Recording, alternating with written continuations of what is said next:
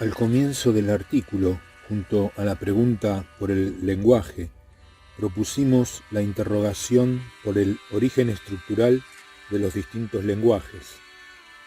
Para hallar ahora la respuesta debemos considerar los elementos de construcción del lenguaje, es decir, los sistemas simples que mostramos en la figura 13. Un lenguaje se construye con uno o más de estos sistemas, a los que se estructura en orden a una modalidad lógica particular. Recordemos en qué consisten tales sistemas. Principios y relaciones. Los principios son representaciones psíquicas permanentes de arquetipos innatos. Las relaciones son esquemas de entes, y ambos miembros, principios y relaciones, son términos sémicos. Los primeros, símbolos simples; los segundos, símbolos complejos. El pensamiento es la vivencia de los principios y relaciones constituidos en sistema, y su contenido se erige sobre el significado como ideas sin imagen o ideas que pueden tener imagen. Dijimos, al estudiar la reducción, que los principios, por ser símbolos simples, son irreductibles. Este carácter irreductible de los principios determina que lo significado en un pensamiento correspondiente sea evidente por sí mismo, que no pueda ser negado. Por eso, los principios de la estructura cultural son conocidos como conceptos puros del entendimiento, categorías, principios matemáticos, principios lógicos, etc. Con principios, es decir, con símbolos simples, se conforman los esquemas de cualquier ente y constituyen las relaciones.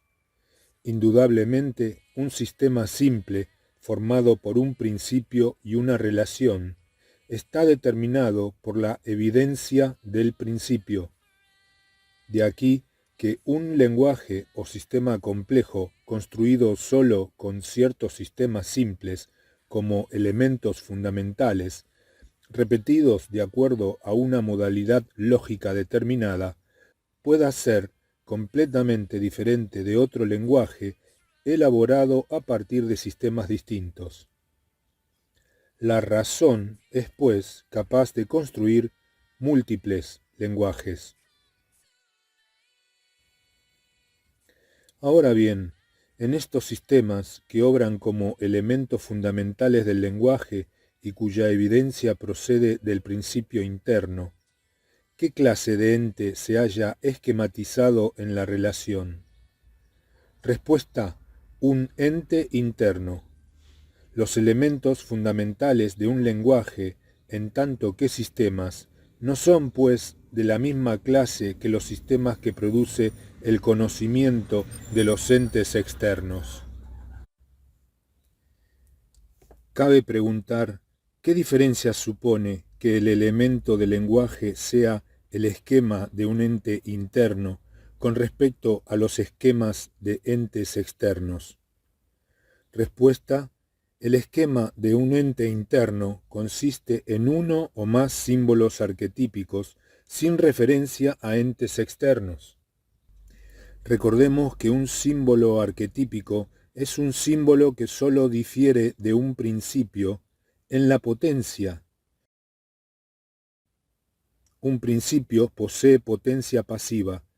Un símbolo arquetípico correspondiente al mismo arquetipo que dicho principio, pero subestructurado en una relación, posee potencia activa.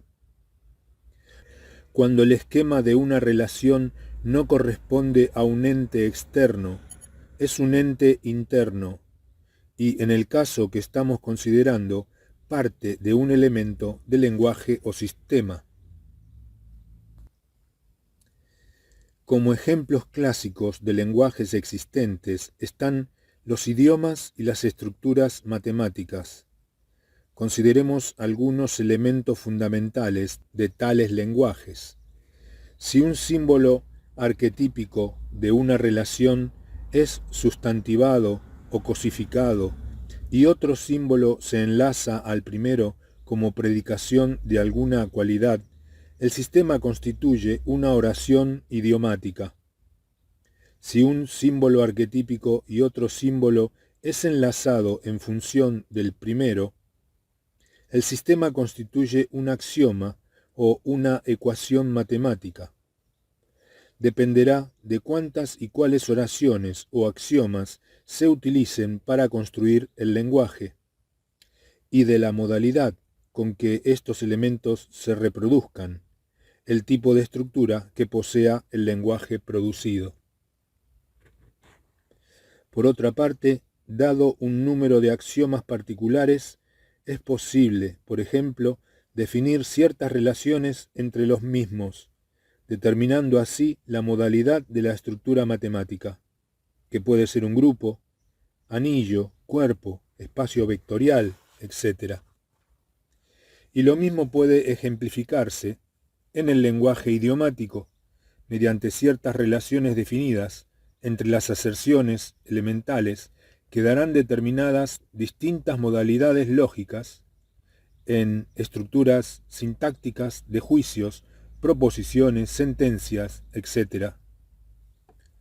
Siguiendo con estos ejemplos, es fácil comprender que, partiendo de sistemas idiomáticos o matemáticos, es decir, oraciones o axiomas, es posible desarrollar estructuras de sistemas complejos o lenguajes con dos características principales.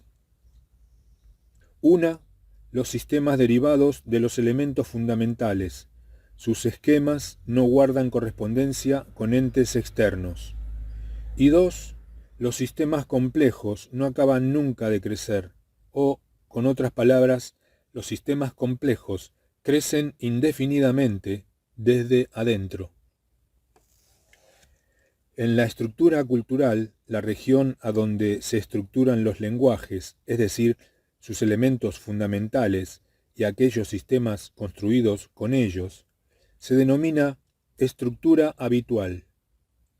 El resto de la estructura cultural, formada por sistemas, con esquemas de entes externos, es llamada estructura real. Hay que reparar en que, mientras la estructura real es permanente y a priori de todo lenguaje, la estructura habitual es a posteriori del conocimiento de los entes y está constituida por sistemas virtuales, necesariamente incompletos, porque en los elementos fundamentales subyace la posibilidad de su construcción. Pero sí, según hemos visto, los lenguajes se originan en sistemas evidentes, fundados exclusivamente en símbolos puros. ¿De qué manera puede la verdad de un ente externo ser comprendida por los términos de un lenguaje?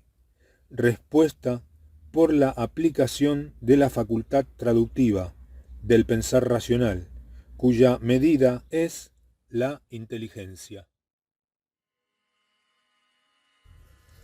Consideremos la siguiente definición.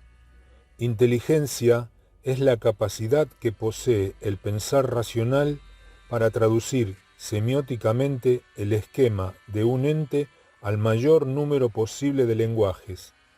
Tal capacidad se llama facultad traductiva.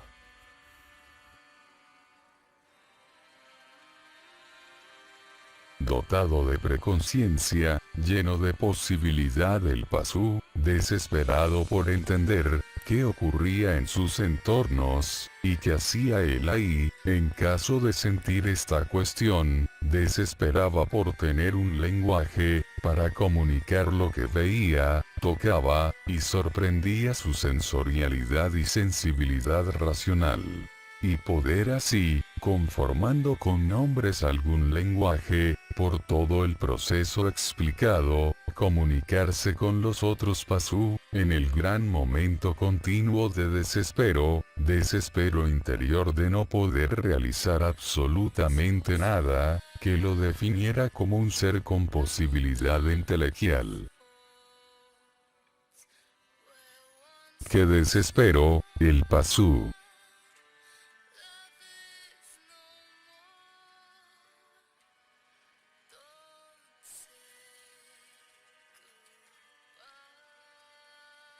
Qué desespero, el pasú.